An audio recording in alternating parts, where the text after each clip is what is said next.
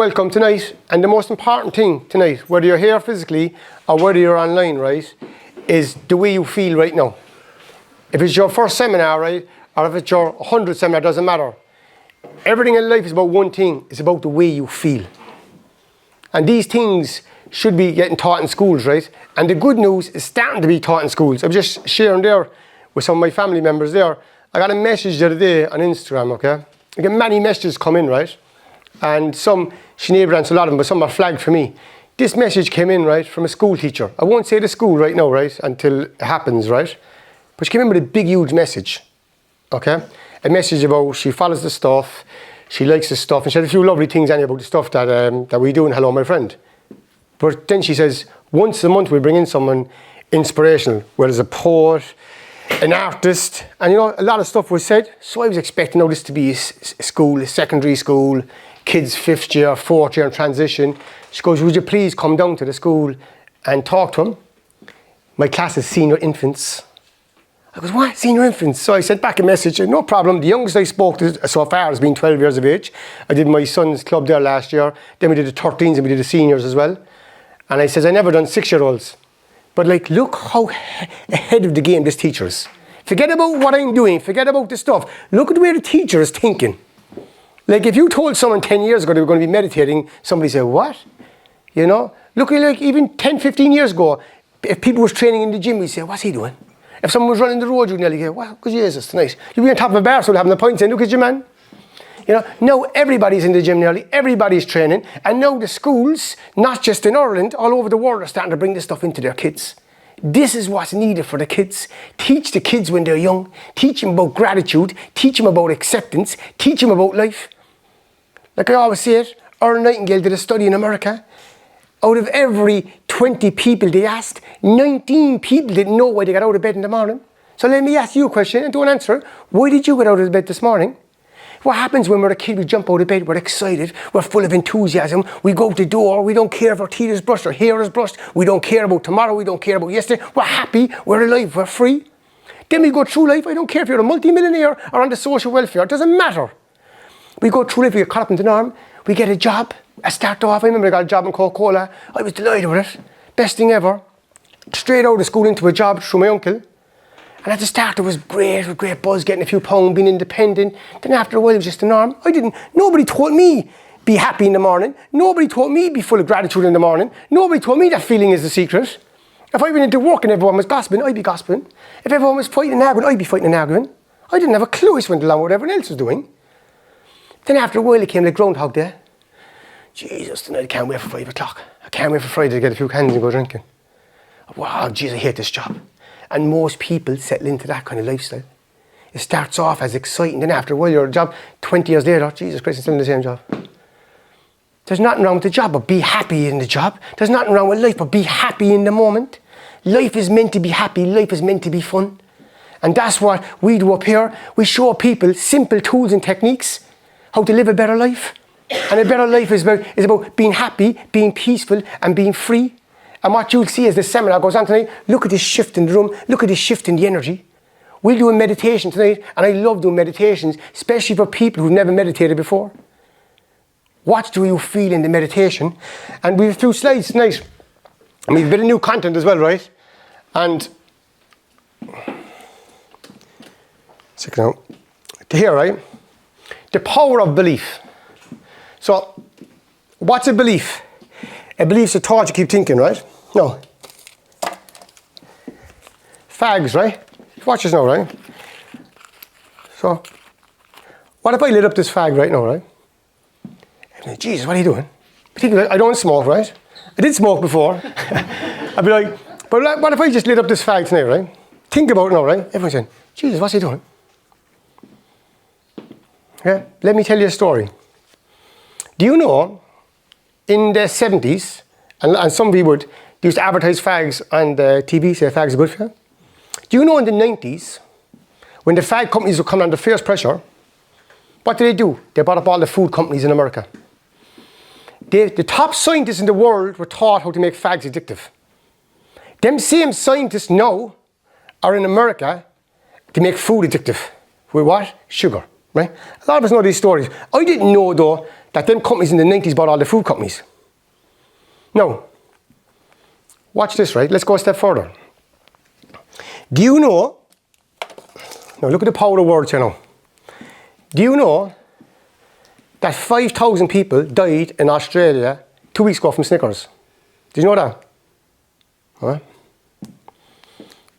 Do you know that Snickers kills more people than fags? In a study just done. That's a lie. It doesn't. But watch this, right? No.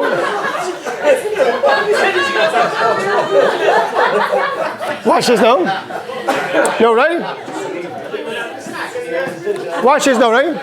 The first part of my story tonight was true about the fags and the food companies. Now watch this now. The second part was lies. But if I went on and convinced you that 5,000 people in Australia died from it, I'd convince you. And you would believe, you would get out tonight, you would believe it. Now watch this now. Watch it now. The power of words. Some people would have believed the story I said tonight, or I could dress up another story. You go out that with that belief. And you take that belief and you start talking around the place. No, this is a true story. There was a dad, and he never believed in his son, ever. And all the son wanted from his dad was that approval. He felt invisible around his father. Every time he had an achievement, he went all the way to Harvard, he'd ring his dad to get approval. His dad never gave him that approval. That same person killed himself. You know, his dad didn't believe in him. Like the words his dad spoke to him, he carried them words with him everywhere. So what's the moral of the story? The moral of the story is the words you speak have so much power. The first form of creation is the thought you think. The second form of creation is the words you speak. So the words you speak to your kids, the words you speak to your loved ones, carry a lot of power behind them. So be careful what you're saying. Right now, a lot of you probably, or some of you probably watching the elections in America, what's going on between the Republicans and the Democrats, and nobody, who's telling the truth? Who's saying this and who's saying that? And it's stuff going all over the place. You know, there was assassinations earlier a few months ago. A lot of stuff going on, a lot of lies being told. There's billions being spent on who gets in next. Probably the most important election we'll ever have in our lifetime. They say that with every election, but this really is probably the most important. But what I'm saying is, right, the stuff that's being said out, people are taking it as gospel. If you look up to somebody, and if they say something, you take it as gospel. I remember playing with Vincent's. Remember playing with hurling and football. Remember playing soccer with Paul Lynch's dad, Keith O'Brien's dad, Teddy O'Brien. I would have went through a wall for them men. A wall, why? Because they believed in me. They believed me. They looked at me and they told me how to play soccer properly. They taught me. They took us after the game. I remember with Vincent's, with Keith Ricken. After the game, back then nobody had money. He said we scored a certain amount of points that he'd buy us all a Snickers. Like, we were like kids. That was a huge thing back then. But that man, Keith Ricken, I remember we went to hospital. My man brought me down. I went to see him up in the orthopedic. And he said to me, Jesus, tonight, he goes, you're the only kid that came to see me. Still to this day, I haven't seen Keith in years, but I would die for the man for the way he was with us. So what I'm saying to you, whatever role you have now, whether it's a parent, whether it's a friend, whether it's of a team, be aware of what you're saying to people. Be aware of the conversations you're having. Like the conversations you've been having for the past 3 months is watching your life today. Something showed up in my life recently, and I couldn't understand why it came. I couldn't understand why it happened. And still today, I'm trying to decipher how that happened. But some things with the law of attraction, things show up. But you know what? When I look back in my life, things happened to me over 10 years ago. It took me years to understand it, but now I know that happened then made me who I am today. Life's not always going to be good. Life's not always going to be roses. Things is going to go wrong for you. But it's not the problems, it's your reaction to the problems. And when you start reacting different to the problems, what happens then? You start enjoying life more. Eckhart Tolle says acceptance is the key to freedom. What is acceptance? Acceptance of everything. When you get up in the morning, you go out that door, someone breaks a red light, someone beeps a horn at you, someone sends you a nasty text message. Accept it. Accept it first. So when you live in the state of acceptance, you're accepting it before it happens. When you go out the door, there's a universal law called the law of expectation. When you expect the next moment to be good, the next moment is going to be good. And when you get a message and then that throws you, it won't be thrown. But what happens when something comes in the door you're not expecting, bump. It's like what Abraham Hicks says. If you're pushing a car off a cliff, if you have a chance of catching it at the start, you might stop it. At the end, boom, it's gone over you. Same with a thought. When a thought comes first, the thought can be nice and gentle. Next thing what happens, if a thought comes, catches you off guard. Thoughts have so much power. but they have only power when you give it your focus. The more focus you give a thought, I'm going down the road, will I get the car space in the car park? Thought's not too bad. Then you might have a thought incoming. Look what he said about you yesterday, or she said about you yesterday. Then you play the story of the thought. What happens when you play the story of the thought? Your head takes off. And that's what happens to most people. The biggest crisis we face in the world right now is a racing brain. People can't stop thinking. People are overthinking about everything. It's the only problem that you and I have today is a racing mind. But when you learn to slow the mind down, when you learn to relax that voice in your head, everything relaxes with it. Everything. And everything calms down. And there's a simple technique that you can do just to relax it. And one very simple one is this. It's so simple, okay? But since the last seminar, who's ever here, or who's ever watching online, how many of you are still doing it? And this is a simple technique. Just be aware your legs are on the ground right now. Just your awareness. Bring your awareness, your legs are on the ground. Bring your awareness to your heart. So as you bring your awareness, just your awareness out your heart, right? And hold your awareness on your heart. And what happens? Everything relaxes. What are you thinking about now? You're thinking about your inner energy field, your body. Every time you take your attention away from your head and into your body, you create a gap in between the stream of your thoughts. Every time you create a gap in between the stream of your thoughts, your true authentic self is there. Who are you at the core? You are love. You are peace. You are happiness. That's who you are. You want to be free. Inside you, you're screaming to be free. But what happens? We have to have a few drinks before we can be free. To get a goal in the last second of the match to be free. Man United beat Liverpool, or Liverpool beat Man United to be free. For 2 seconds, you're back to yourself again. But what happens when you loosen up? When you don't care what somebody else says about you? Who cares? We're all so consumed with what someone thinks about us in a 2-mile radius. Like if you're from Knocknaheeny, you're so consumed with anybody in the north side says about you. But if someone in China said something about you, you wouldn't care. Do you know, it's crazy, like I spend my whole life consumed about that. What did he say? What did she say? Who cares what they said? You know what I mean? Just be free, be happy. And what happens then? You're not worried about what they say. You just get on with your life. Get on with your life and enjoy your life. Don't wait 30 years to live today. Today's the day. So get up in the morning, and what's the best way to start the morning? It's momentum, the story you tell yourself. I'm going to say this so many times tonight to get through to every single person. Thoughts affect the way you feel. Thoughts have so much power. Every sage through the history of time have agreed on one thing. You are a product of your thoughts. The thoughts you've been thinking for the past 3 months is what's in your life today. So if you're not happy what's in your life today, change your thoughts. And sometimes this can be very hard. It's easy to say. But if you've been programmed for 40 years to think in a negative way, or one stream of thinking, it's very hard to change it to the other way. Rome wasn't built in a day. You start the process. You start by being more gentle to yourself. You start by saying, you know what, I'm going to have a good day today. Nobody gets up in the morning and says, you know what, I'm going to be demented today. This is the day to be demented. But what happens by 10 o'clock? If you just, all small little nuggets happen, you got a bad text message. You're on the social media. He didn't like my post. She didn't like my post. Oh, Jesus. A bad text, this and that. And what happens by 1 o'clock, then your head's gone. That's why everybody loves going to sleep. When you sleep, you reset the body. You wake up in the morning, you're reset, you're going again. That's why the best time to start is in the morning. And get up and start being positive to yourself. Start to like yourself, start to appreciate yourself. You can't love anybody else until you love yourself. Love is the highest vibration. Everything you do in life, you're looking for love. I was looking for love in all the wrong areas for so many years. Through addiction, through food. I remember I got sober first in 2004. No, I got addicted to DVDs. I was inside HMV every week buying more. And if anyone touched me home, I've 32, where's the one gone? I was completely obsessed. And I used to buy all the DVDs like Rocky 5, all the good endings at the end of it, because I was bare from addiction. And I could not see I was obsessed with this. Crazy obsessions. I was looking for peace in these. Then I changed from there over to meetings. People going to 1 meeting a day, I was going to 3 meetings a day. 21 meetings a week. I was crazy. I was going to meetings, running out. I didn't know what I was doing. But all I know is I wanted to get better. I was 25 years of age and I was lost. I went from a very happy, positive kid into the world of addiction. And it took over my life. That was my path. Other people go down different paths.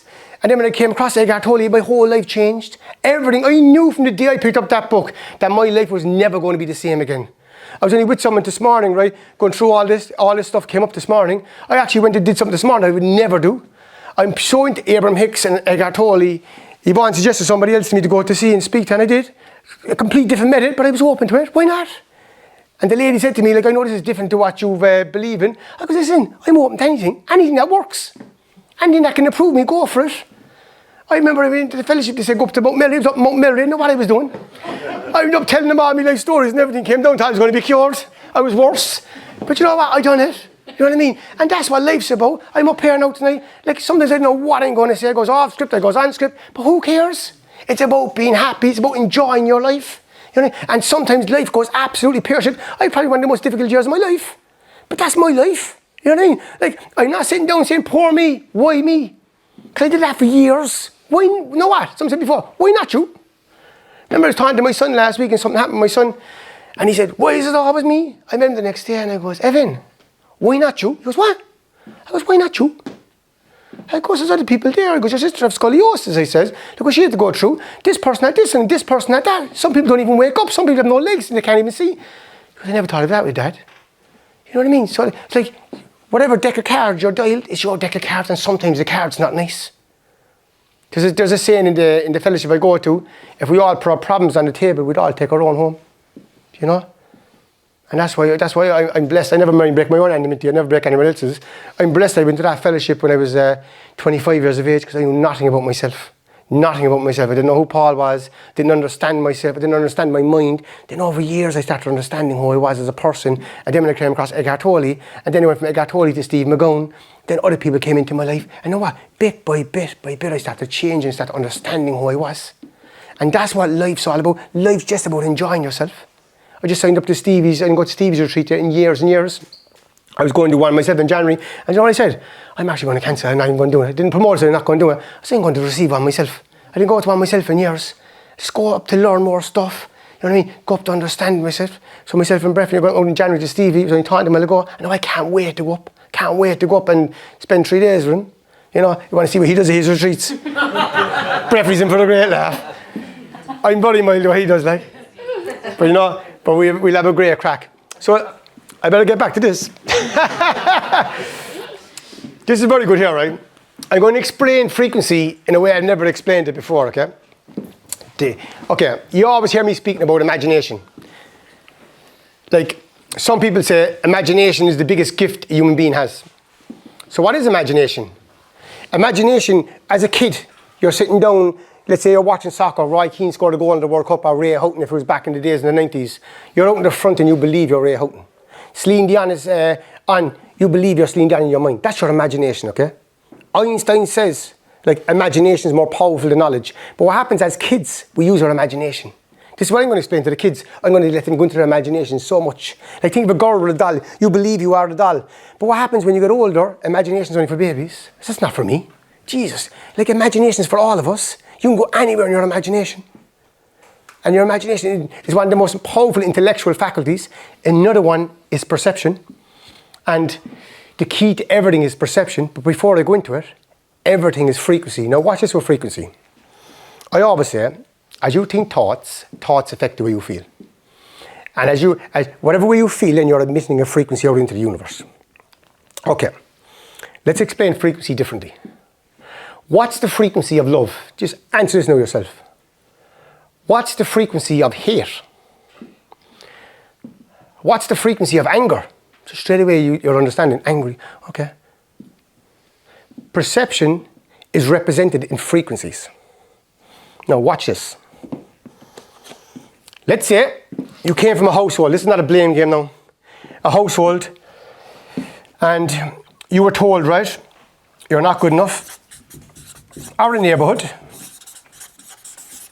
There was a lot of fear in the house, a lot of anxiety. You felt invisible, which is a big thing for a lot of people, and they don't realise that. No. You were told you're never going to do anything in your life. I always share the story. In the morning, first year in geography, teacher came in and says, I just want to tell you something there before we start. He goes, I hate first years. Imagine being told that. First day in class, you know. But like, if that happened now in school, like I wouldn't, but like, imagine being told that. So like, what happens, right? If this is you, right? Little me. So you think you're not good enough. That's a frequency. You were told by your parents you're shy. You go through your whole life believing you're shy. You were told by your parents he's a mad thing, he's crazy. You go through your whole life thinking you're crazy. You win a fight at 8 years of age, probably the worst thing could happen to any kid. You go through your whole life thinking you're a hard man. You have to defend that. That's a frequency. That's a band of frequency. So what happens, right? But what about this, right? You start off here now. If you start changing your thinking, start having goals, start having dreams, start thinking bigger, start stepping out of it. You heard the analogy I told about the flies in the jar. It's a true story. Someone actually sent it to me there last week. I know it was Ushnet. Someone sent it to me last week, the week before. There was a jar for 3 days. The flies put into a jar for 3 days. The jar was on. The flies kept coming out. They took the jar off after 4 days. They never jumped away because they didn't think they could. So their thought process was actually put down. And what happens to us? At the start we dream. As a kids we're dreaming. As a kids we have big dreams, big goals, big ideas. And what happens? They're squashed down. Stop. That's for other stuff. Stop doing that. I was talking to Stephen Mungan a while ago, talking about something. I was actually talking about the situation I was going through. And he goes, Paul, go to Think and Grow Rich. Go to page 29. And you're looking at some of the most successful men on the planet. They used, he called it, this technology that I'm speaking about tonight. Because Andrew Carnegie asked Napoleon Hill to study the 500 most successful men of all time. And they spoke what I'm speaking about tonight. Rhonda Byrne did a whole book and called it The Secret. You have Henry Ford, you have a whole lot of them all in here. Talking about the universal laws of attraction. And when you start applying them in your life, your whole life will change. It has to change. But what happens, a lot of people, they have big goals and big dreams. But this is what Einstein said as well. What's wrong with human beings is 2 things. Weakness of attention and poverty of imagination. You got to dream big. You got to spread the imagination. Like I go down to South Mal most days and I'm in one group. I send a picture when I go down there and say, I own the South Mal. I don't own the South Mal, but in my mind I own it. People say you're crazy. So what? So what? I say some of the most out things. I say there's 2007 billionaires in the world. I say, why can't it be 2008? My advisor says to me, it's absolutely impossible for you to ever be a billionaire. I go, so what? But I put the most crazy things out there. When we do retreats on the last day, we spend a whole day putting down your goals and dreams on paper. People put out the most scariest things out there. I've seen the most strangest and craziest things happen in the past few years when you put pen to paper. I don't know what it is and nobody does either. But I know one thing, the deeper part of your mind, which is your subconscious, is connected to the cosmos that operate the whole universe. And when you put pen to paper on your goals, they absolutely come into reality. Let's say you put out the scariest goal ever. So what? But let's say something half of it came true, or some of it came true. Do every single goal you put pen to paper come true? Absolutely not. Do a lot of them come true? Yes. We have thousands and thousands of testimonies in the past few years what came true in people's lives. But the law of attraction is secondary. First, like building a house, first get yourself right. Understand who you are. Understand how the conscious works. Understand how the subconscious works. And when you start dreaming big and going for your goals, and this is the key, you got to close the gap. You got to believe your dream is already after manifesting. You got to believe it's in your hands right now. If you're driving a car, right, let's say one car, and your goal is to be in the other car, you have to fall in love with your car you're in right now. The mistake people make is they hate the car they're in now, they want to be in the other car. Let me go to a job. If you're in a job that you hate and you want to be in another job or a promotion, you've got to fall in love with the job you're in. It's the same with a relationship. You can't get to a better relationship, hate the relationship you're in. The law of attraction doesn't understand the future. It only understands right now and only has one word, yes. And yes to everything. So if you believe you are abundant, whether it be financial, relationships, health, that has to come into your life. And what happens, but you've got to make it right now. So when you start applying all these in your life, what happens, that little me is starting to come bigger. Then you start believing that there is an awareness, there is a consciousness, there is something greater than you. You are connected to it. Then what happens, then you start exploring this, and this is where the power comes in. Synchronicities will come into your life and say, how did that happen? Your mind will say, that was just a coincidence. I'm after seeing too many synchronicities in the past few years not to believe in this stuff. This stuff works all the time. A lot of you know my story. I've been up and down, I've had money, I've lost money more times than not. But I know what it's like to have absolutely nothing, couldn't put food on the table, 6 months behind in my mortgage, nearly lost the house with 4 kids. And I had to apply this stuff in my life. I lost the money. Not because law of attraction. I don't blame that. I lost because I made a bad investment. You're not immune to life. I lost everything in 3 weeks. I went from financially free to social welfare in 3 weeks. Only a few years ago. My own mistake. My own responsibility. Did it hurt me? Yes. But what happens when I was on the floor, bit by bit, I had to pick myself back up. 5% of the day I believed I was financially free in my mind again. 95% of the day I was demented because I couldn't pay the bills. And then 10% of the day I started believing it. 20%, 30%, 40%, 50%. I took massive action. I had the vision. This is the key when you have a vision. You've got to be able to hold the vision for a period of time. So if you have a goal, you want a financial goal in your life, and you can only hold it for 1 second, your mind is so scatty. You've got to learn the discipline of controlling that vision. And when you hold a vision for 10 seconds, let's say you want to go on a holiday next year, and right now you haven't got the finances to do it. But if you're holding the vision to that holiday and you can't hold it for a period of a few seconds, how do you expect to bring it into your life? Or if you have a financial figure, you're earning this much, but you want to make this much. Or if you're in a health, let's say you're 15 stone, you want to get 10 stone. Your vision can't be of a 15 stone man. You can't have the image of a 15 stone man or woman. You got to believe you're 10 stone. You got to act like you're 10 stone. You got to play make-believe games. Anybody around you. There was a girl here, actually, Ger was out in our house, Ballincollig. What's her name? Quiva, is it? Quiva. She was out and met Ger. She goes, you're the guy behind the Hello My Friend page. She goes, yeah. He was putting in windows for her. She goes, you wouldn't believe it. She goes, I think she came to a seminar, she heard it online or somewhere. And there was a certain house in the area, and she said that was her house. So she's going down by the house, actually down talking to people by the house. Everyone thought she was off her game, thought there was something wrong with her. She was going down, I think it was Halloween was last year, giving out sweets and all that. Outside the house, it wasn't her house like. They all thought she was mad. Through the most strangest synchronicities in the world, she got the house there about 2 or 3 months ago. She actually came up in her hair and all in the seminar. There's another guy, Owen, another guy from Ballincollig. He came to a seminar, actually played his voice on the last one, and he put down, he wanted to start a family. He wanted to get a mortgage or get back in a job. 3 big things anyway that was so far away from him. 3 of them came true.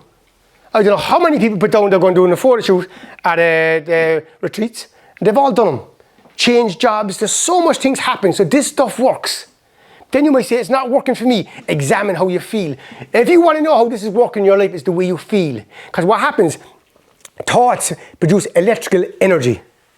Okay? Your emotions are magnetic. But this is very important now. Your heart, right? Your emotions from your heart is over 1,000 times stronger than the electrical energy that comes from thoughts. So when you emotionalize it, so what happens, you have a thought here. People want 3 things in life. More money, better health and better relationships. Mainly that's nearly everything. But let's say money. So if you have a financial goal you want to achieve it, right? That's a thought. When you bring it in and emotionalize it, and you believe it to be true, that you bring it in. What happens when you bring that emotion in and you believe it to be true? What happens? Your subconscious, deeper part of your mind takes a picture of it in. And then you start attracting it into your life. But what happens, a lot of people, they don't emotionalize it. So like, do you ever get a pay rise or get a job or your kid scored a goal or your kid got a promotion, you go, fuck it, yes, bye. That's emotionalizing it. But people don't even realize they're doing that. So you can emotionalize it. Don't go down past tomorrow and say, fuck it, yes, bye. They'll all lock you up, right? But you get what I'm saying, right? When you're on your own, do it. Get into that high positive, do you know what I mean? This is fucking great. Life is absolutely fantastic. That's what we do up at the retreats and seminars. I've seen people going to these retreats and seminars, barely talking, up in the bus. You want to see them when it comes to the last day. That's the last day we put it all in. We put it all into the goals and dreams. Put up your vision board and then we emotionalize it. And when you emotionalize it, you bring it home to yourself. And that's the key to the law of attraction that 99.9% people get wrong. Emotionalize your dreams. Emotionalize your goals. Bring it closer to yourself. And write them down. Write them down on a high frequency. What's a high frequency? When you're feeling good, when you're feeling alive. If everything I'm saying now is absolutely lies, it's going to make you feel good anyway. Just do it. And that's what it's all about. Just do it and be happy. I know people who are financially free and they're absolutely miserable. I know people with nothing are so happy it doesn't matter. Like my story is like, when I went into recovery, I had money. Within a year, I lost every single penny again. But it was the first time in my life I got peace, proper peace. I always thought peace came with addiction, came with a substance. I remember playing with my son Dean one day, playing soccer, and I was happy, and I had nothing. But that was 26 years, it was the first time in my life I realised that money doesn't bring happiness. I thought money was happiness, because I was taught that from school, from all the way up. If you have money, you're going to be happy. It's handy to pay the bills, it's handy to live, I'm not saying that. But happiness comes from within. There was times in my life I had loads of money and I was miserable inside. So the door of the kingdom is within yourself. Discover who you are. And when you discover who you are, and that technique I gave a while ago, just bring your attention to your heart chakra, just an energy spot. That's where the power is. And when you breathe into that, breathe into your heart, emotionalize it. Like when last did you sit down? I know this is funny, like when last you sit down, I heard someone saying something this morning, right, on Instagram. I was going through a reel this morning, and a guy says, if you spend 10 minutes in the morning, just 10 minutes, before you go on your phone and social media, just sitting down in a quiet space, and just breathing, and breathe into your heart. Go outside, go for a 30-minute walk. You're guaranteed to not have depression. You're guaranteed within 30 days to not have no anxiety, and it's better than any antibiotics. But how many people here, including myself, will sit down for 10 minutes in the morning with no distraction and go for a 30-minute walk? Sounds easy, but will you do it? I think the 10 minutes in the morning, that's something I do. I think that's a given. I don't do the 30-minute walk. But I heard this morning. I goes, no, that's a challenge. Maybe I could do myself. But like, think about it. Why can't we do it? We can watch 10 episodes on the box set. You know, come back from work, I'm working all day, put legs up. You know, on the phone scrolling, liking, and just doing all this stuff. It's crazy. Where everyone's grabbing your attention. The whole world is grabbing your attention. Everybody knows they're after your subconscious mind. Your mind's made up in two parts, your conscious mind and your subconscious mind. Your conscious mind is where your analytical mind is, your thinking mind. Your subconscious is the deeper part of your mind. That's the part of your mind that's golden. And when they get into your subconscious mind, you're programmed. Your subconscious mind is formed in the first 8 years of your life. That's why the Jesuit says, give me a boy for 7 years and I give you a man. It's programming. They started the Catholic school system. Who else knows about the subconscious mind? The biggest pharmaceutical companies in the world. Coca-Cola, all the advertising companies know about it. That's why they keep on the news. That's why they keep on talking to you. They're getting in there. And after 8 years of age, your subconscious is formed. You spend the rest of your life living in that same, is either little me, big me. If you're confident, then you're going to be confident. Think about this. Go back to one of your friends when they were in school 30 or 40 years ago. 8 years of age. I bet you're the same personality right now. So how do you change that personality? By the story you tell yourself. Get up tomorrow morning, get out that door, look at the world of opportunity, and stop beating yourself up saying, I'm not good enough, I can't do this. Tell yourself, I can do this. Fake it till you make it. Be good to yourself, be nice to yourself, tell yourself a new conversation, and get up and get out that door. And what happens when you start doing it, you start feeling better. And then what happens then? You'll feel bad. It's like up and down, it's like the stock market, up and down. You'll feel good, you'll feel bad, but you'll keep going up. You'll keep getting better. Then after a while, you stabilise in a higher frequency. And then what happens then? You get more peace in your life. How do you know this is working? The way you feel. You start feeling more relaxed. Like watch this now. Watch the whole room now. This is the power of frequency. Love. Peace. Freedom. I love my life. Look how the whole room just calms down. Just the power of words. It doesn't matter if I'm speaking them or you're speaking them. When you come into a room, one person's frequency is going to dominate. Then you can change it up. He said this about me. She said that about me. Stay away from that pub. Stay away from him. He's a scumbag. See all the trouble around the place lately. See all the people getting cut up and getting stabbed. Straight away, the frequency goes down. The energy goes down. You know, just about a month or two ago, there was a lot of commotion going around the neighbourhood. Everyone was talking about it. There was videos going everywhere. I see all the kids. They were all traumatised. They were all scared about it. They were scared to go around the place. Look at the frequency of the place. It was crazy within just over one particular person over 4 weeks. It's crazy. See the power of frequency. Go into a pub tomorrow and you're having a few pints, you're having a good laugh. One person comes in, you know he's going to start. Oh, Jesus, get out of here. It's frequency. Everything's frequency. And perception is represented in frequencies. So what frequency are you living on? Are you living on a frequency of love, anger, self-pity, hatred? You know the good thing about it? You can change it right now. You can leave this door tonight, and change it. But tomorrow you might wake up and you mightn't feel good. That's okay. You're not made to feel good every day. But the more you practice this stuff, the better you're going to feel.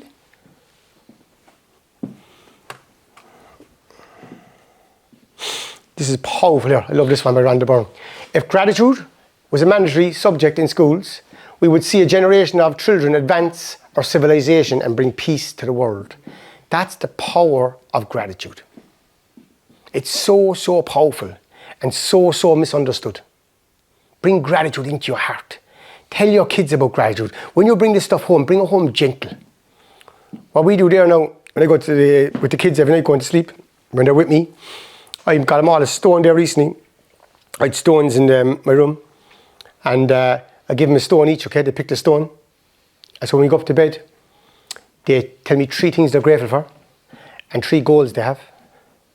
Also, these 2 stones in the car, one crystals now and stones and stuff. So when we get into the car going to school in the morning, I'll get it, and it's giving out to Evan. So he closes his eyes and he thinks of 3 things he's grateful for. In the morning they don't show him out, but they tell me at night time. And 3 goals. And then Mackenzie, we get at the back. Mackenzie was always slow to take it. Then late, they're actually looking for it in the car. So what happened then I introduced their room. So it goes, every time you see that crystal now, or stone, you think of something to be grateful for. He goes, okay.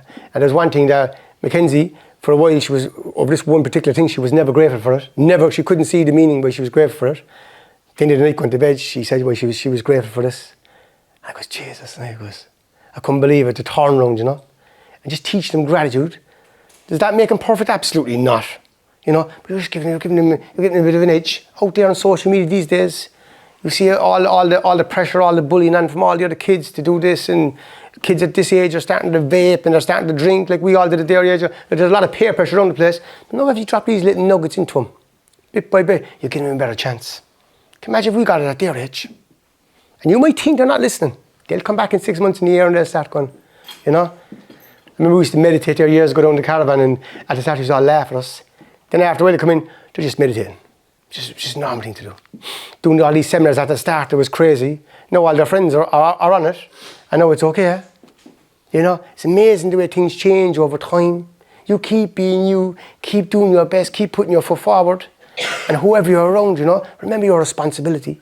Remember, when you're around a person, try to bring them up like as an elevate them up to a higher place instead of bringing them down. And what happens is, like when people are around you, they'll still feed off your energy. Like you can say what you want about Conor McGregor, say what you want about him. But like his energy, he understands the law of attraction inside out. I don't condone a lot of things he done. But like he came into the UFC, I'm the 2-weight world champion, when nobody believed in him. His favourite person is Abraham Hicks. And what does Abraham Hicks says? It's all about momentum. She speaks about, you're going upstream or downstream. Choose the next right thought. She goes, I don't know why people come and listen to me. She says, I say the same thing over and over again. That's what she says. I went to see her a few years ago. She's an amazing person. But she just says, the next right thought, the next right thought. And that's how you do it. Put after one thought ahead of the other thought. And what you do is momentum behind you. You do that in the morning, you get up. By 1 o'clock, you're buzzing. You're fresher, you're freer. You're sitting down doing your work. Your work comes more easier to you. But what happens if you get caught up in the head? Like, we all do, I do. He said this and she said that. Then you're not absorbing the thought. And what happens? Your head runs away with you. You lose your discipline. Then before you know it, oh my God, you're so far gone, it's hard to come back. What is your spell? Think about this now.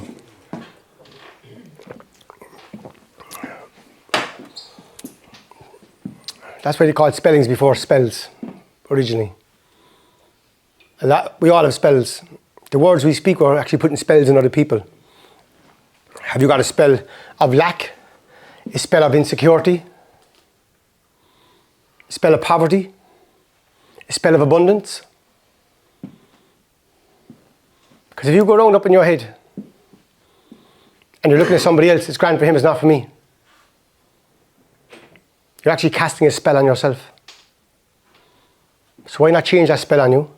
Why not walk around, even if you've no money reflecting in your bank account, and believe you're a multimillionaire, just for yourself? If you're in a job now that you don't like, believe it's the job of your dreams. If you're in a relationship that you're struggling with, believe it's the best relationship you've ever been in your life. But you have an imagination to go here. This is your gift. You can go 60 years forward or 60 years back. Why don't you use it? All the greats through the history of time have spoke about this. Everything that's in this universe right now was once imagined. The Wright brothers were going to put a plane in the sky. Think how crazy it is. They wanted to lock them up. How many people died before they did it? Loads.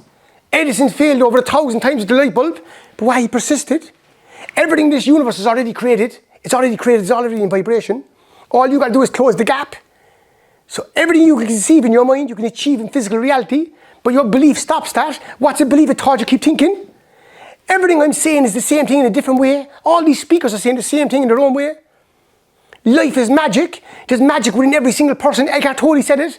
Walk down the road, there's a beggar looking for money. I'm not going to give you no money. He goes, the goal is within, it's within you right now, in your soul, in your heart. Every single person is born with gifts. Denzel Washington says, when you're on your deathbed at the end, all the ghosts will come around. Every ghost represents a talent that you had that you never used. So how many ghosts are going to be on your bed?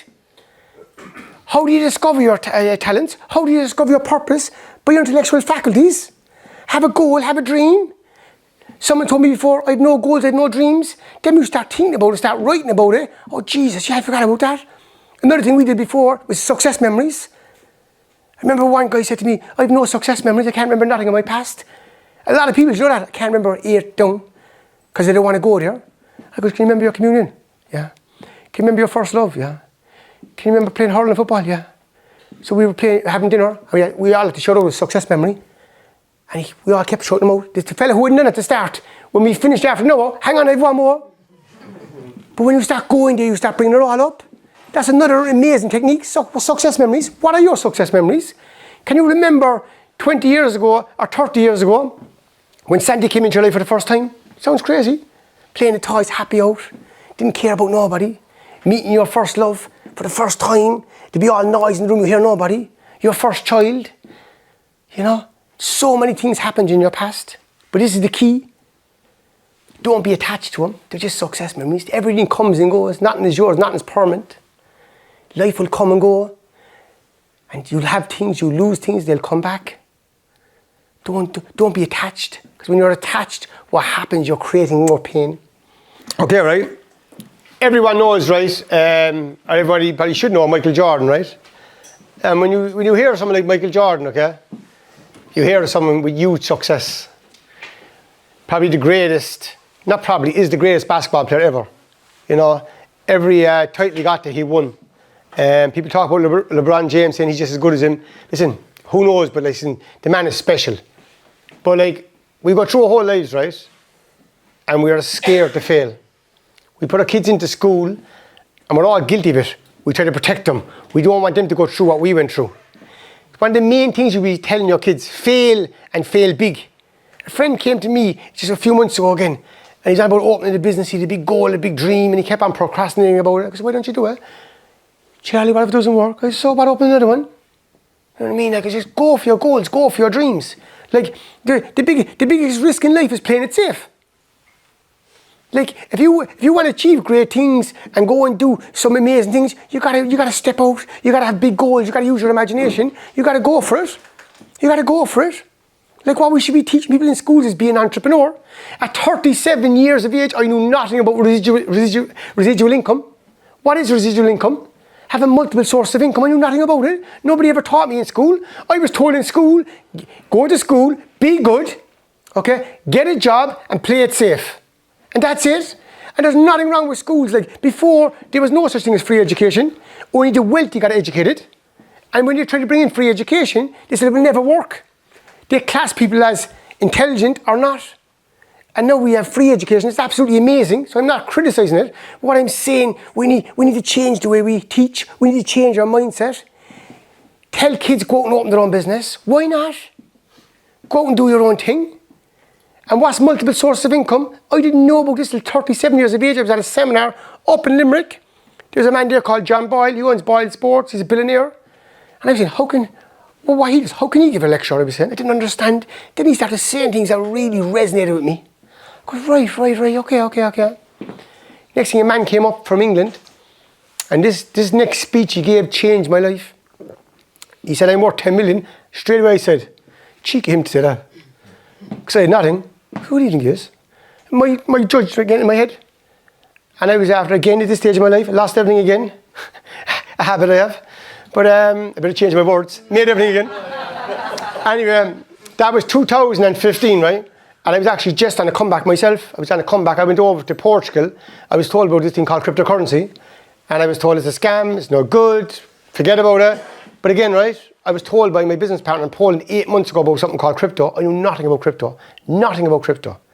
I goes, what's this all about? And I had no interest. I goes, no, I'm done. I goes, I'm done. I'm going back to a normal job. I says, I'm done with all this stuff. I says, I can't do it. But anyway, he kept at me. And I goes, listen, I'll have a look at it. And I goes, what's it about? He's had his plan. He's about like blockchain, and I know what he was talking about. I goes, you know what? I goes, who told you about it? A guy over in Portugal, he's doing a world tour right now. I was like, yeah. I had barely any money. I was going away to Vegas with Mickey, my brother, a month later. But my last few pounds I had, and bringing my son over. We were going to see McGregor versus Shad Mendes. And next thing, I said, you know what? I'm going to take a risk here. I went to Portugal for 8 days. This guy sat down and told me everything about cryptocurrency. I mean, everything. I was absolutely blown away by what I learned. He told me, he goes, crypto's one thing. The blockchain behind the technology is going to be bigger than the internet. I goes, what? But I took a risk, I took a chance. I got involved in it. And I goes, right. And I goes, if this is going to be good. Remember, Ethereum was 650. I was telling everyone, like, Ethereum is going to be the next big thing. It's third generation blockchain. And I won't go into the technical details of it now. But like Ethereum now, I think is nearly 3,000. But the point is, right, I took a risk, I got involved in it. But at this stage, still, I was just like making a wage, making nothing for 3 weeks, making money. I was still coming on a comeback. Next thing I went up to the seminar, and this guy says, the problem with everybody, especially the people who work on the internet, which I was, online marketer, they have one source of income. If anything happens to that paycheck, they have no money. Then I'm saying, most of the world have one source of income. You get paid on a Friday, and that's it. He goes, no, what they need to be teaching in schools is multiple source of income. It's called residual income. He goes, so what I done, he says, I was involved in property. I also had gold, physical gold, and I also traded the Forex market. His time to trade was at night time when it came down. In the 2008 crash, 2009, I took my money out of gold and kept my property business afloat. I used to trade 10% of my money in trading, which is my most riskiest asset, made me the most money. And every quarter, he'd adjust his portfolio. But what he was explaining was the residual income. I goes, whoa. It was like a light bulb hit me. I goes, I might come back here now. The mistake I made before, every time I made money, I had one source of income. And when that went, I went with it. So as the next time I come back now, I get involved in the stock market. Then I get involved in crypto. Get involved in gold. Get involved in silver. And many other stuff. Now, this was in my head. I was up with my mentor, Stevie, who I was speaking to a while ago. And it was about a year or two later, but like following on from the story, I had 99% of my money in one asset class. Still. Even though I hadn't thought I was going to do it, I wanted to make it and do it. But it was a thought. Stevie goes to me, what do you want it to look like? I goes, I want to flip it on its head. He goes, okay, draw it on paper, put it on the vision board, send it to me every single week. And over the next few years, then I developed multiple sources of income. Everything starts with a thought. Don't say I'm too old, I'm too young, I can't do it, I'm in this shop. Listen, do you know you can buy $10 of Bitcoin tomorrow? You know you can buy $5 worth of a stock. People think you need to buy the whole lot. And straight away you have another source of income. This is the stuff we need to teach our kids. Teach them about new technologies. The AI is coming now. It's going to be bigger than the Industrial Revolution. It's crazy what's taking place. There's so much opportunity out there. But if you're stuck in that mindset, there's no opportunity. I remember when I got involved in this world first. A fella was telling me, there's deals everywhere. I goes, where's all these deals he's talking about? And then when I started getting involved and put myself out there, I said, Jesus, there's deals everywhere. You know, hustling, bustling, doing your thing. There's so much opportunity out there when you put yourself out there. But a few years ago, it was a million miles to me. But listen, I had my imagination. I remember with Mickey one day, we went up to look at an opportunity. And we went up to the opportunity, right? I won't even say, it doesn't matter what industry this is, right? Up the road, right? Again, I was at it. I'd seen this on. Another time I'd have to lose most of the stuff. Anyway, right? So I went up the road, right? And we went up looking at this this business, okay? This guy. And every time I went somewhere, looked at a new deal, that's mine. In my head, no, that's mine. I had no money to buy anything. That's mine in my head. I remember then, Mickey went to the tall at the end, and Yvonne warned him, make sure he doesn't do a deal. And I shook your man's hand on the deal, right? I had no money to pay for the deal now. Shook your man's hand on the deal. I remember coming back down the road, Mickey saying to me, what you that for? And I said, see all them places today? I said, I sure you own them. He goes, you don't own them. You have no money to buy any of them. I goes, Mickey, they're mine. You know what I mean? And that's the way you have to do your imagination. That's the way you play the make-believe games. And after that conversation, through synchronicities, things happened and things came into our lives. And the back of that, when you look back, you know, say, fucking hell, this office here, what happened right here with my family? We all do different things. My main thing is trading. I trade in markets, that's my main profession, trading. Other people do other things. But even to come out here on one roof, it's impossible. You can't work with friends, you can't work with family. That's their belief. What's your belief? You know what I mean? Like, what's your belief? What do you want to do with your life? Do you get up out of bed in the morning, bounce out of the bed, say, you know what, fucking today is the day. If you don't examine why you don't do it, do you know that store and say, you know what, I'm going to have a good day. Go out the door with the spark. Do I do it every day? Absolutely not. Do I do it most days? Yeah. It's progress, not perfection. And getting back to Michael Jordan, listen, look at this video now, right, and tell me, did this man fail? I've missed more than 9,000 shots in my career. I've lost almost 300 games. 26 times I've been trusted to take the game-winning shot and missed. I've failed over and over and over again in my life. And that is why I succeed. So, like, and look at him, like, Tiger Woods is the same, Roy Keane, Eric Cantona, how many shots did they miss, how many penalties did they miss, but they keep getting back up. So when you fail, or your son fails, or somebody fails, tell them get back up and go again. Stop protecting the kids and leave them out there and survive. Remember, we were young, out the front and come back that night. Get out to the front and survive, go out and play with your friends and do what you do. Kids will be kids. I was only talking to Evan yesterday, and he's I know because he was going out in a quad, and I was saying, you have to do this and you have to do this, you have to be careful. I was telling him back in our day, remember back in the days of the BMXs, about 4 on a bike and nobody, no helmets, no nothing. Like if you go over like me, I'd be around the world over in Cambodia before and place that in Vietnam. You want to see them on the mopeds. They're about 18 on a moped, on the wheels, on the back, and nobody cares. Do you know what I mean? Imagine down the road here now, on a scooter, what the fuck? But you know what I mean? We're all so scared and we're all protected, and I know it's safety as well. But you know what I mean? Get out and live. Get out and be alive. And we go up and we won't take chances, we won't do this, we stay in the safe lane.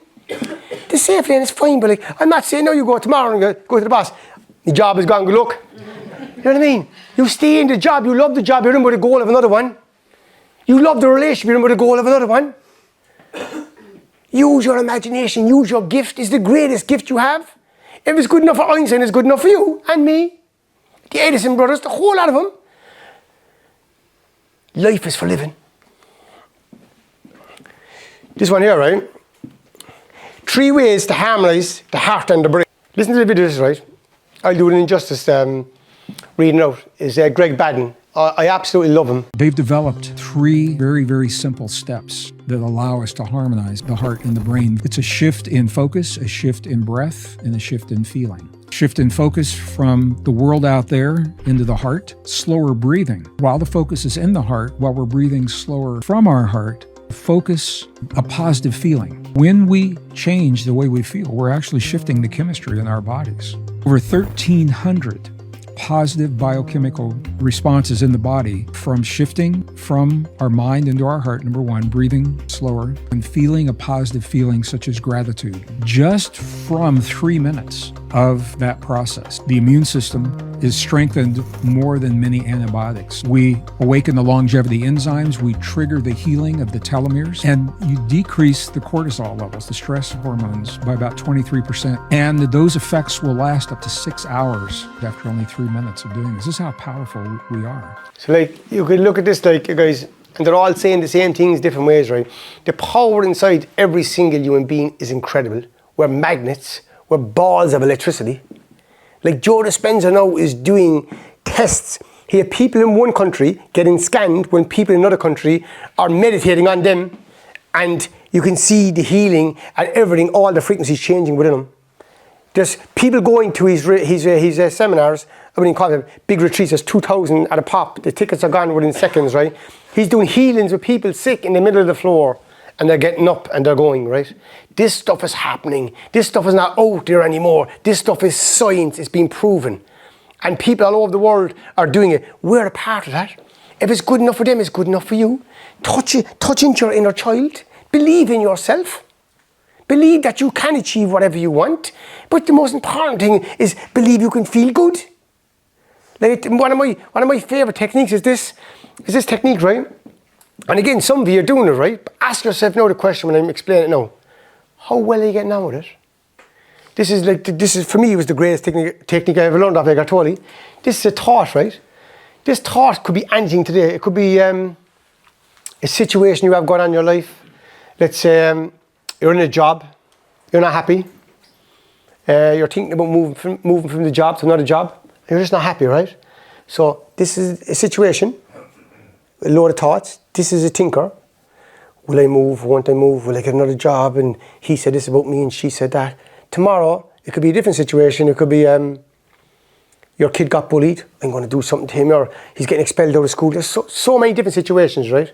But we're all living here. We're all living in the analytical mind, and we can't shut off the thinker.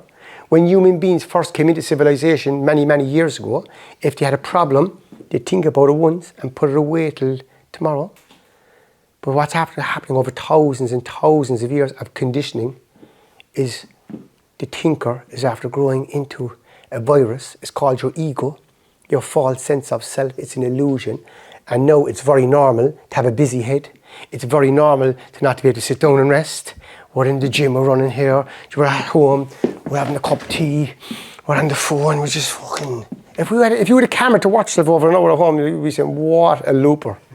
You know what I mean? Like all of us, we all just can't sit down and relax, and the telly's on, or he's doing that. I better ring Jimmy, I better ring your man, I better ring him, and this is the way we live, like. And then you say, how are you getting on? Fucking great life. Oh my God. You know what I mean?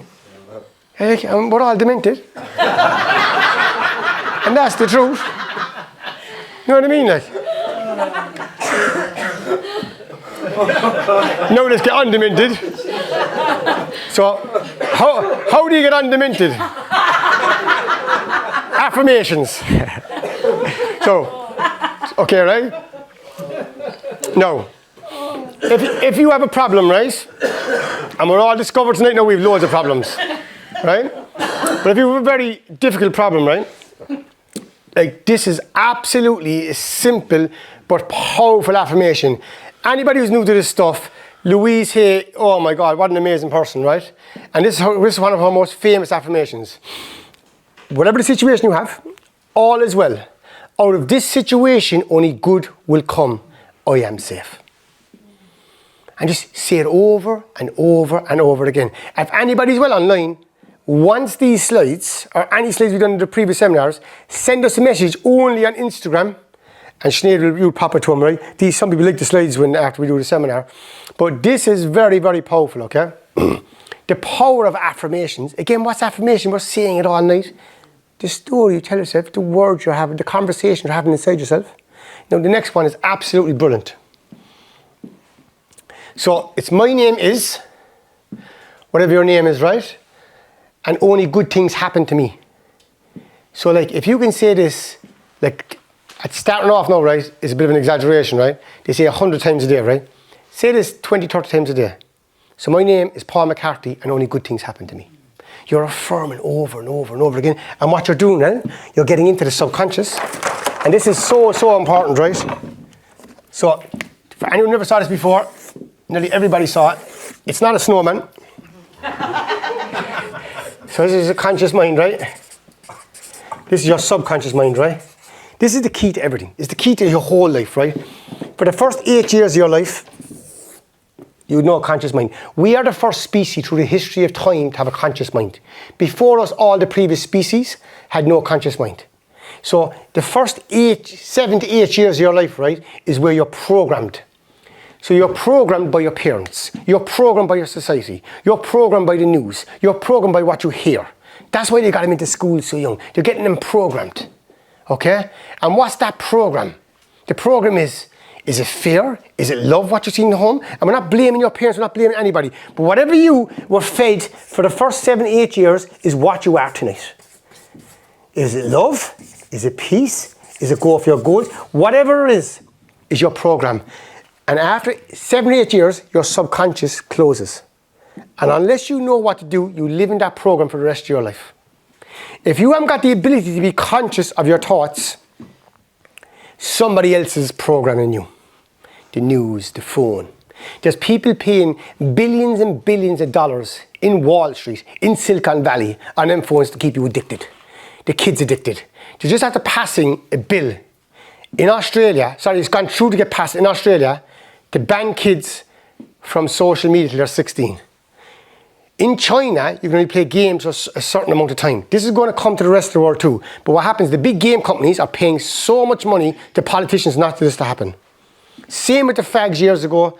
It's the same with the food now. If Trump gets in, a lot of you probably watching it, John F. Kennedy, he's going in. America and Australia are the only two countries in the world where you can advertise pharmaceutical products. So flu season, here's the tablets, here's the things. They can advertise it. The rest of the world you can't, right? So if he gets in, he's challenging all this. But will he get in? Will the lead get in? So there's a lot of stuff going on in the background. They all know how to program you. If you're sick, do they heal the problem? No, they keep you sick. They just give you the cope. They're not healing you. Right? There's money in sickness. And there's money in war, unfortunately. Sickness and war. And they're just keeping you sick. But take back control. Don't blame. I blamed for a long time. When I started to understand this for the first time, you go down the rabbit hole and you say, what is going on? Take control of your life. Take control of what you do. Take control of what you put into your body. I know there's a lady in the room, one of her goals was able to go into school and to teach them about their teeth, the importance of their teeth. And did that. Brilliant. Imagine the kids understanding the importance of their teeth and how to brush. Simple things. Stevie, the other day, we're going to bring the kids away for the under 13s team I manage, and we're bringing the kids away there in January and February over to England, you know. And we did a thing there a few years ago with Stevie called the Super U program. And a lot of us did 3 peaks for it. Stevie is sponsoring there now through the program for us going over to the UK. He's giving us a donation, right? But watch this. With the donation comes with a catch, he says. What's the catch? You have to leave us, come down to Cork with all the parents and the kids. The parents have to be there. And we're going to teach them what we teach in schools, a 6-week program in 1 day. So James is coming down, going to teach them the art of fulfillment, the science of achievement and emotional mastery. 13-year-olds, only if the parents are there. See, if the kid gets taught it and goes home and the parent doesn't buy into it, that'll go away. But if the parent is there, they buy into it. So we're doing it before we go on the trip. So we get the donation, they have to come. You know, fair play to him. He gives us the money and he's given us a nice donation. But the kids have to get it. You know, and teaching this to the kids again. And these same kids were here last year at a seminar. And I teach these kids, but it was actually Yvonne's team, Harry, the manager, Colin Everton, was looking online and look, he's thinking again. He wanted to bring all the players here. So they came at 13. And because I'm managing my kids, I'm not going to say to my kids, I'll do a seminar for you. Because I'm doing it. But what happened, one of the kids in Harry's team was inspired so much, he told his cousin, Charlie McCleverty, that it changed his life. 13 years of age, a seminar changed his life. And then the manager of our team asked me to do one for them. Then that led to the senior team. So you never know what's going to happen tomorrow. You never know the influence you can make on somebody else. Like in 24 hours, your whole life can change for the good or for the worse. And anytime something bad happens to you, there's a seed of growth inside that. There's a seed of positivity inside that if you can see it. You gotta change your program. How do you change your program? Through your conscious mind. We have 6 intellectual faculties. And one of these, as I'm saying over and over tonight, is your imagination.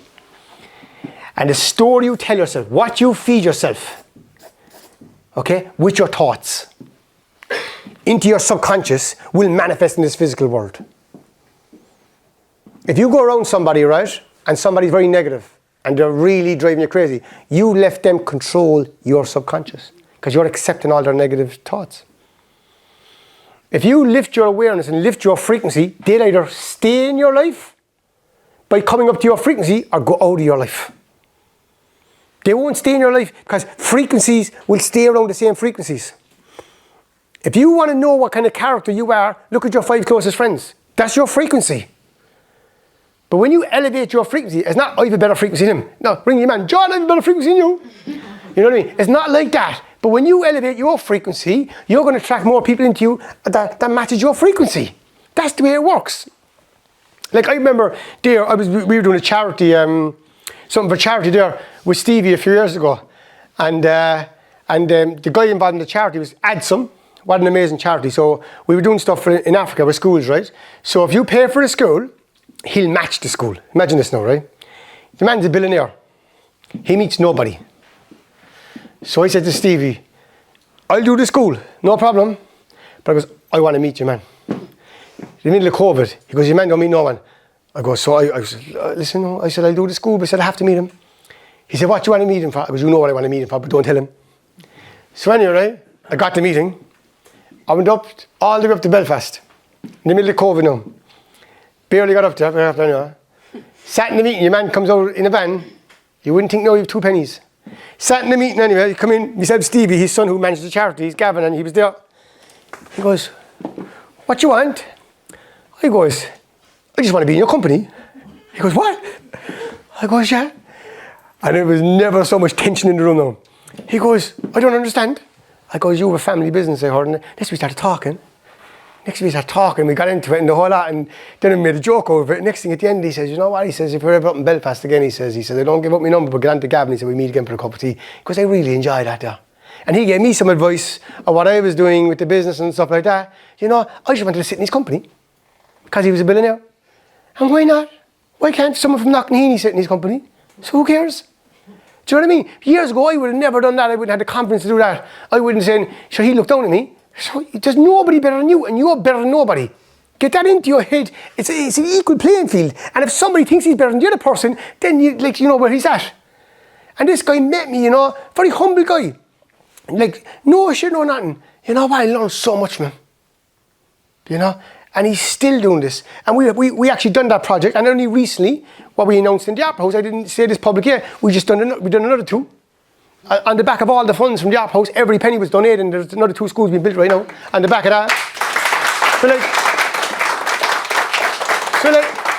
So if you told me that years ago, I said it wouldn't be done. A lot of you saw my goals. My first goal ever done was 2009. It was to build a school in Africa. 2009.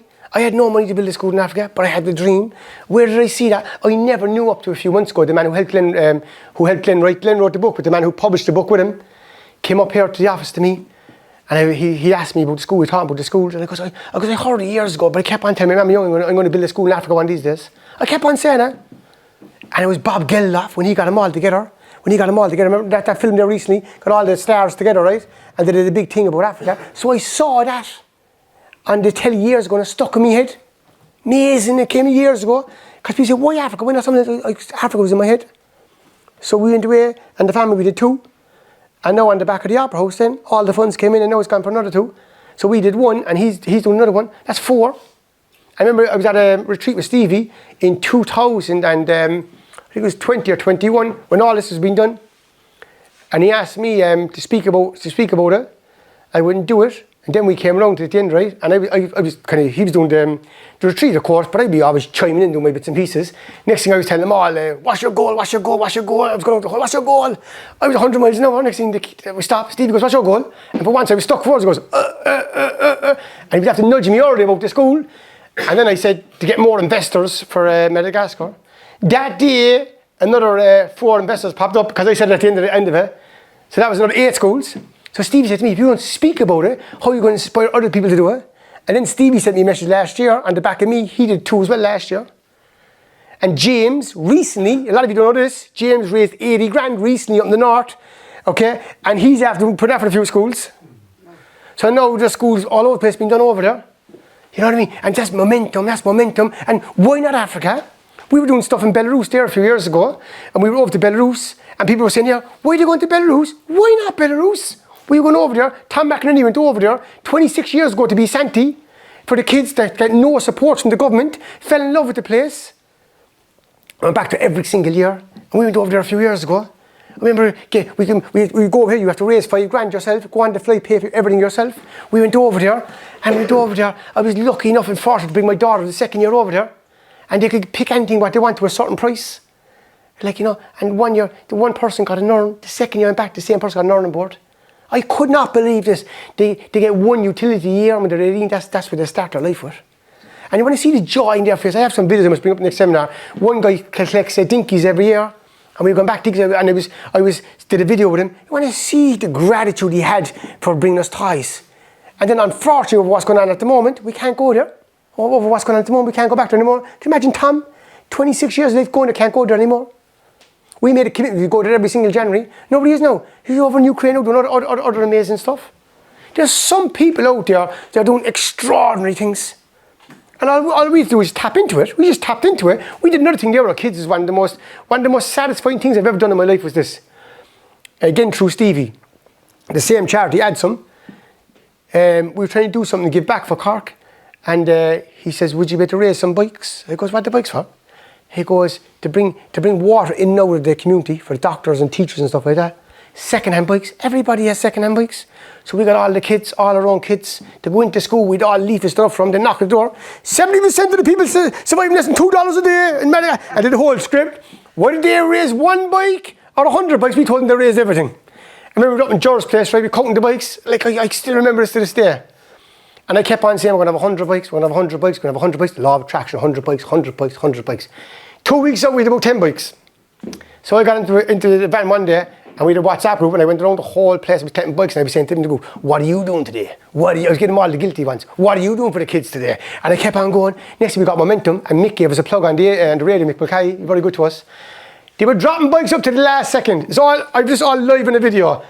And as we counted the bikes, my dad was next to me. Bang on 100 bikes. My dad goes, you definitely set this one up. I said, didn't Dad? Following on from that, myself, Timmy in Georgia, done a charity event, and I told them, we're going to raise 30 grand. And George goes, it's impossible. I goes, George, we're going to raise 30 grand. Some we did the walk down in Kerry about 2 years ago, 2 or 3 years ago. You're going to raise 30 grand. So I had the group, I was the group, just please no, right, bear with me here. Everyone just believe we're going to raise 30 grand. That's all, don't question me. And I kept on putting 30 grand, 30 grand, 30 grand. Again, 2 weeks out, had no money. We did the walk, money started flying in. We counted the money after the walk, we just 30,200. George goes, how did it happen? I goes, it's the universe. I don't know how it works, it works. There's 8 billion people on the planet working for you, so why not use them? Because the thought you think you're drawing them into your life, they're all there, so use them. This stuff works every time, not part-time. Nobody can tell me it doesn't work. Nobody. Like when I get something into my head, you're better off talking to the wall than talking to me. So I won't listen to you. Have the vision and don't leave nobody interrupt your vision. Have that vision is there. Will things go wrong in the way of the vision? Of course they will. Everything always goes wrong, but you hold the vision. You hold the vision. And then the vision will come true. The only thing that stops people is it's too muddled. The vision is too muddled. They're thinking about one thing. Their minds are, you have to practice sitting. We're creatures of habits. We're hunter-gatherers. For thousands and thousands of years we moved with each season. So what happens? We want to move. We're creatures. When you sit in meditation and sit with yourself on this and do not move, your body will want to run. Even if you meditate, your head's in space, it's still meditating. But what'll happen after the future? Relax more and more and more. You'll calm more and more and more. And then you'll start enjoying meditation. That's why group meditation is way better. See where your head's able to stay still in group meditation is mad, isn't it? Then you go home tomorrow and like, head's gone by. That's not going to work at all. That's still meditating. I don't know what it is. If I meditate there on my own, my head does the same thing. But when there's one other person there, I don't know how it works, but your head's way more steadier.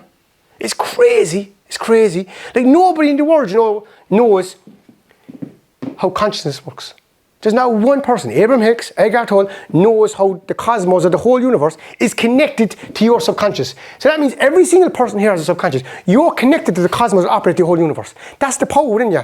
But nobody knows, especially when you put pen to paper on a high frequency, how it works, comes into your life. Nobody can explain it 100%. We can experience it, we can taste it, we can get proof by stuff we're doing, but nobody knows how it works. That's the magic inside every single human being. And when you untap that magic inside you, you start opening up to life. And you start living, you start being freer, you start being happier. Like I love retreats, right?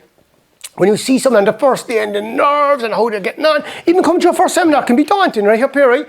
But then you want to see them on the fourth day. Jesus, now you swear they're your brother and sister.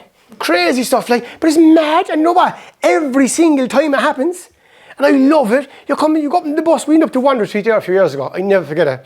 There was people inside there row crying. They weren't getting on the bus. We went up in the bus, right? I never forget it.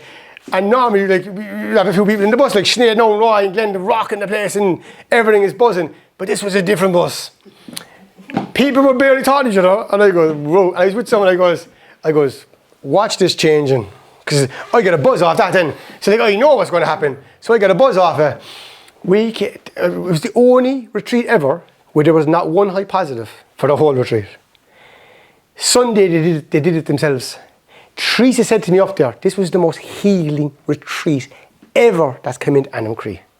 A person spoke on the first night, and I don't know where the stuff came from, and he floored me and floored everybody.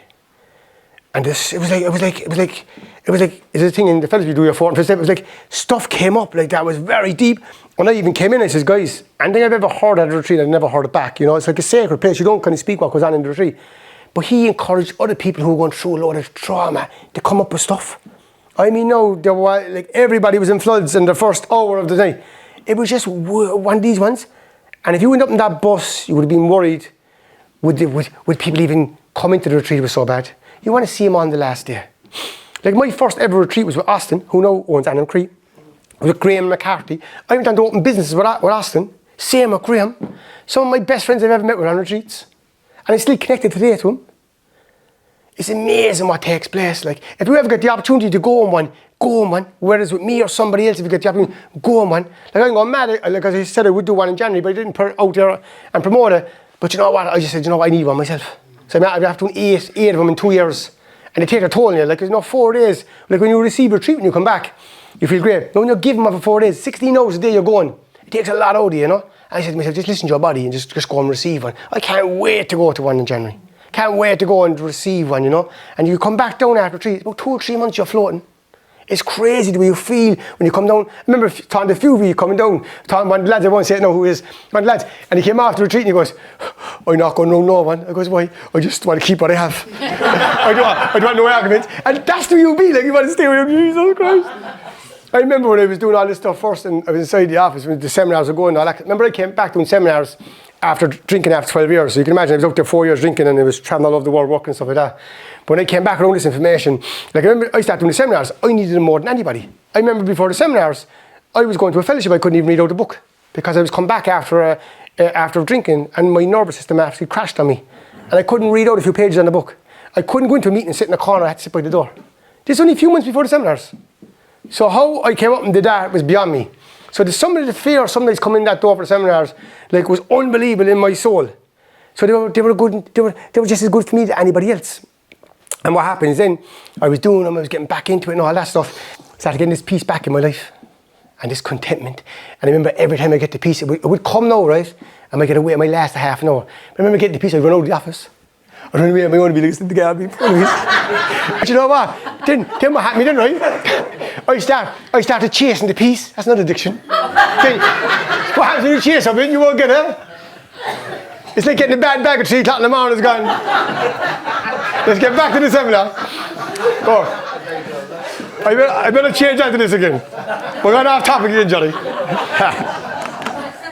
What's next? Right, here we go. Yes, this is the one I spoke about a while ago, right? It's a 21-day challenge, right? No.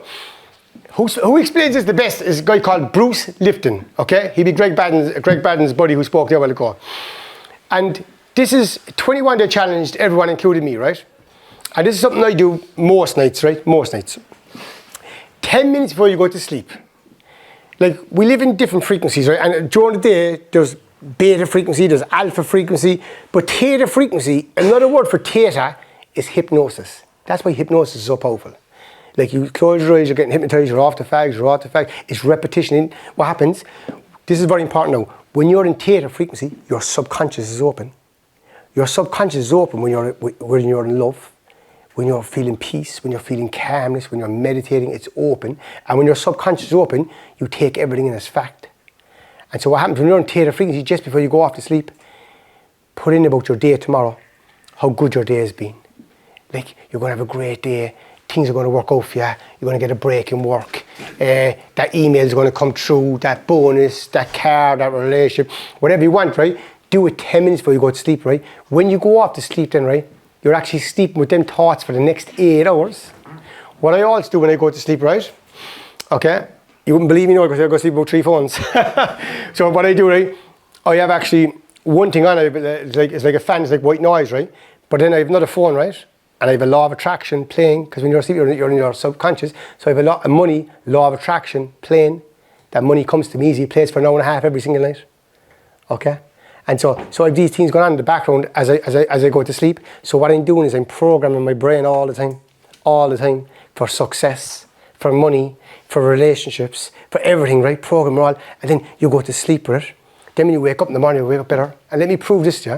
Do you ever go to sleep with a resentment in your head? You wake up, your head's doing press-ups, because you're sleeping with that thought for the whole 8 hours. It's so damaging to go to bed demented. Do you ever go to bed and you will probably wake up, no, that knot in your stomach, oh my God, did I do that last night, or did I say that? You know, like, go to bed, even if your day is horrible, go to bed and just trick your mind into you had a great day. Replay your day, right? In EA it's called the 10-step, it's called your inventory. Replay your day and go over your day, right? And really say, I got up this morning, I shouldn't have said that to the kid, jeez, I shouldn't have done it at work. Just go over there, really. Then you replay your day as if the way you want it to be.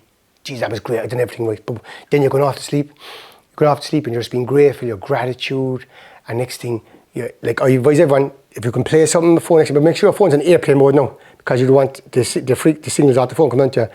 And you can, like, if you have some apps, you can play some law of attraction stuff, and go to sleep then with a bit of law of attraction, or a bit of something easy, or a bit of meditation, whatever, right? And what happens, you're in theta frequency, then you go into deep sleep, it's called gamma frequency. Okay, then you're reconditioning the whole body.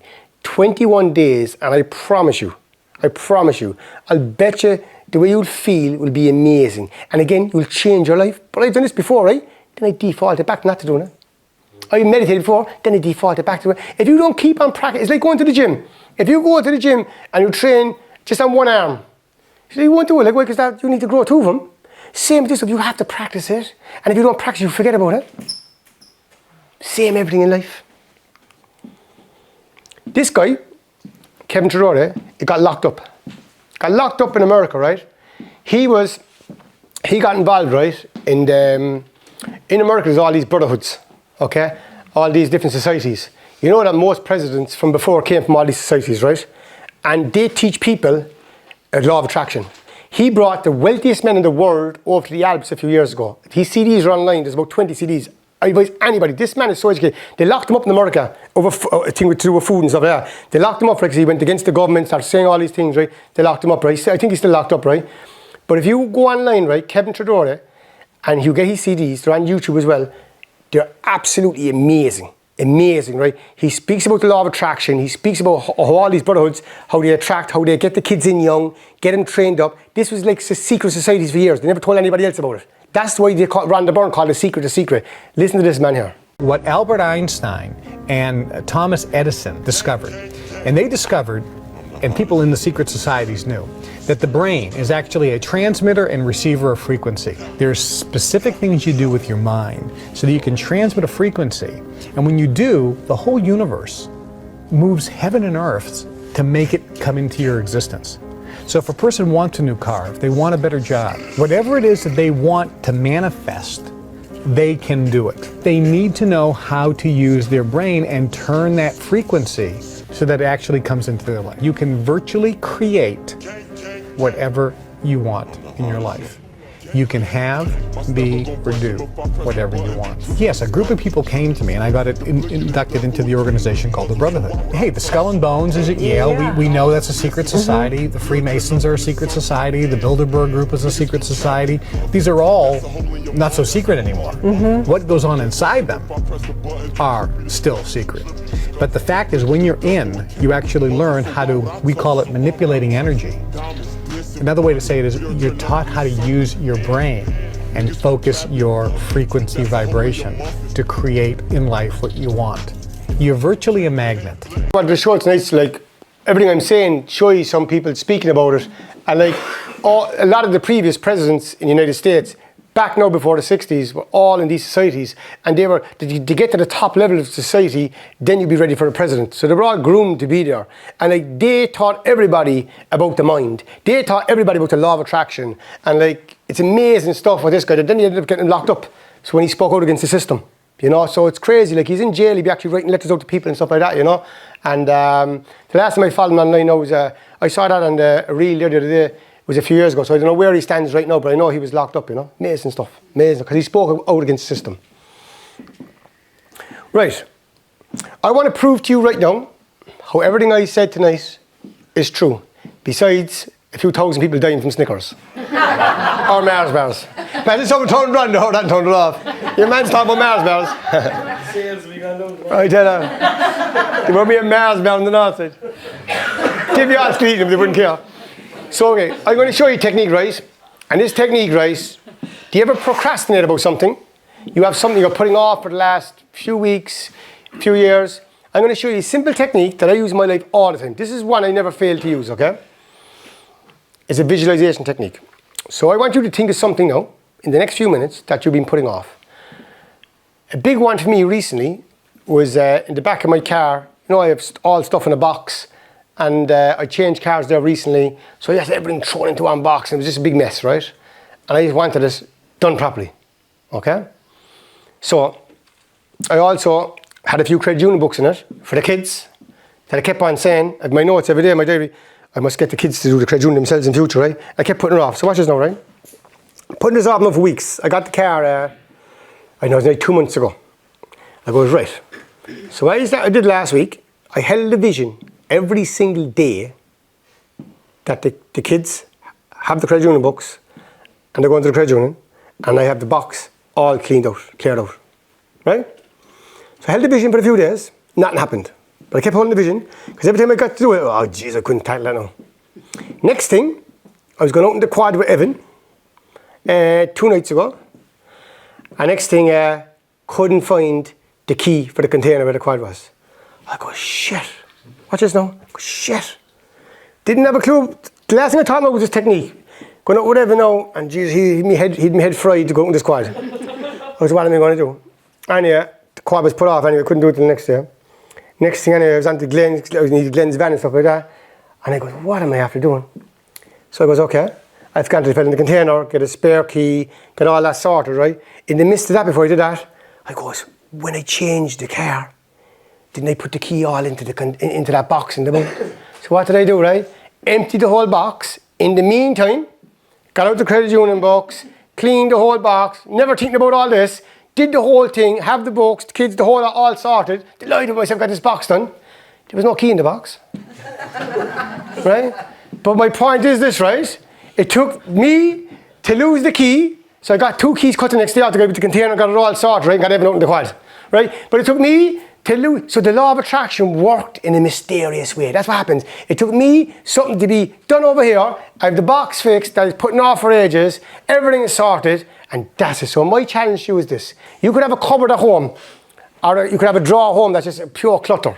I gave this out a few times now in seminars before, and the reports I got back from was unbelievable. If you have any successes or something, and you want to send us a message about it, do. You know, it's great to get them in, you know, especially it encourages other people, you know. So take something now you've been putting off for the last few weeks, few months.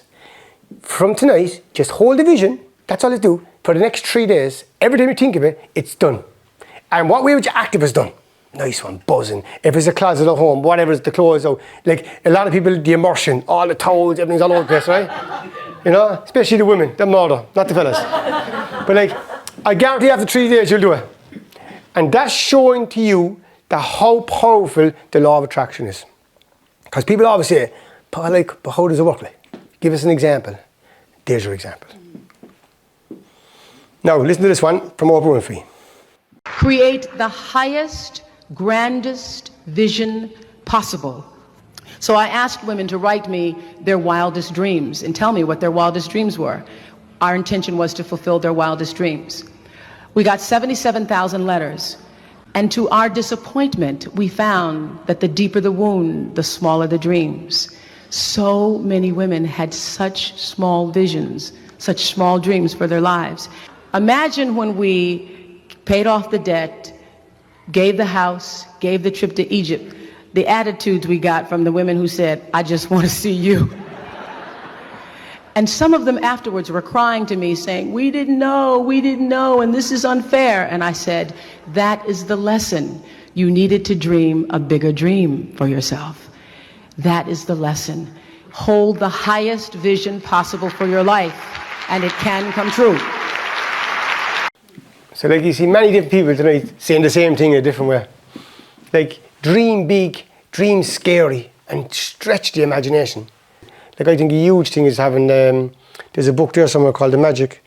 I did it with Breffney, we still do it. And there's a 28-day course, and we send each other, I think it's there. And the first, you just read, like, it's only 3 or 4 pages a day, and then it gives you something to do. Like, one of them always that's where I got the magic rock from. And then another thing, you write down 10 blessings every morning. That's your great. I'm blessed for my eyes so I can see, my nose so I can smell. We're only grateful for our health when we don't have our health. Then you're just getting the attitude of gratitude. The whole book is gratitude. So I know I got that with the kids. I know the kids have a stone each and they pick the stone. You know, and now in the car they grab onto the stone, and every time they see the stone they think something positive. You're just ingrained into them. You know, because the kids can get like this, especially these days with social media, like, you know, like there's a lot of like stuff going on in the online world, and it can be very daunting on the kids, you know, trying to keep up with it, you know, and but if you just put in the seeds of a bit of gratitude, a bit of acceptance, you know, when you're 13 or 14, you think the world is over if you have a bad day, you know, just tell them, you'll be all right tomorrow, be grand, but feed this stuff into them. It's a great book, if anyone, but do it with somebody, powerful book, you know, but all these little nuggets, like, you know, all small little books, small little things, but they all work, you know, they all work. So when you leave tonight, like, just go with your intention, like, make a small change tonight. I said, you know what, I'm going to do this tomorrow. I'm going to get the book. I'm going to start reading The Power Now, or Think and Grow Rich, or whatever it is. Like, if you're into business, right? Like, this book, like, is just Think and Grow Rich. Like, it's like the 500 most successful men of all time, like. Andrew Carnegie was the richest man in the world, and he discovered this. And then he got Napoleon Hill to write for 25 years of his life. I only learned this recently, a few months ago, that he actually never backed him with the money in the end. Napoleon had to raise it. I didn't know that. Never knew that all the years doing it. But Napoleon Hill stuck with it and done it and wrote the book and studied all the people. And they're talking about what Kevin Tredori was talking about, what Oprah Winfrey's talking about, what Jim Carrey talks about. Bruce Lee said, I'm going to be the first martial artist in the world to make it in Hollywood. Is in here. Michael Flattery. They're all in there, like. And all this stuff is freely available. But what happens, most of us were just conditioned. We're conditioned like the little me. Even though you could be 50, 60, we have this little me inside us. I'm not good enough, I can't do it. It's grand for him, not for me. It's grand for all of us. It's grand for all of us. Why not? Why not? And I said the same for myself. I have to keep on practicing it. Because sometimes I'm that little me inside me. Poor me. Why me? Why me? Why not me? You know what I mean? Why not me? Why, like, challenges? You know what I mean? And have a few people around you that you trust. And they'll be there for you. Because you know who your friends are when your back is to the wall. You know? When everything's going good, there'll be loads of people there. When your back's to the wall, you see who's there. And you see who you got. You know what I mean? And you push on them with that. So with that, guys, I wish everyone well. Thank you.